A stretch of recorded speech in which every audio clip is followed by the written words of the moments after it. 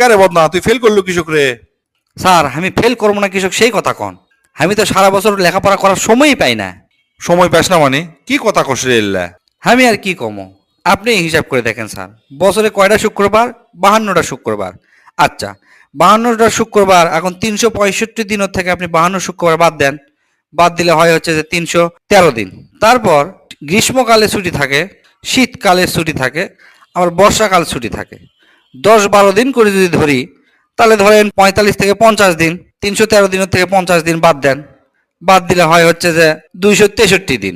আচ্ছা, তারপরে আমরা কিন্তু লিত্তি ঘুমাই দিনে 8 ঘন্টা করে। 6 ঘন্টা করে ঘুমালেও হয়, কিন্তু 8 ঘন্টা করে ঘুমালে কিন্তু ফ্রেশ একটা ঘুম হয়।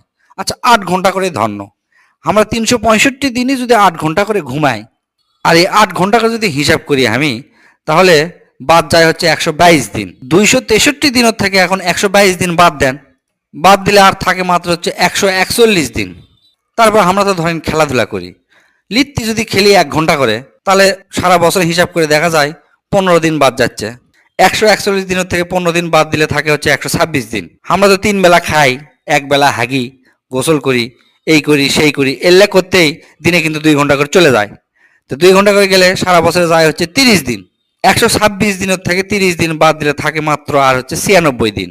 তারপর আমরা তো ধরেন সামাজিক জীব, একবারে তো চুপ করে থাকতে পারি না, এর সাথে গপ্প করি, ওর সাথে গপ্প করি, সারাদিন ধরে ধরেন 2-4-10 জনের সাথে কথা হয়। তো এই গপ্প যদি আমি ধরি দিনে 1 ঘন্টা করে, তাহলে সেটি যায় 15 দিন বাদ। 96 দিনের থেকে 15 দিন বাদ দিলে থাকে 81 দিন।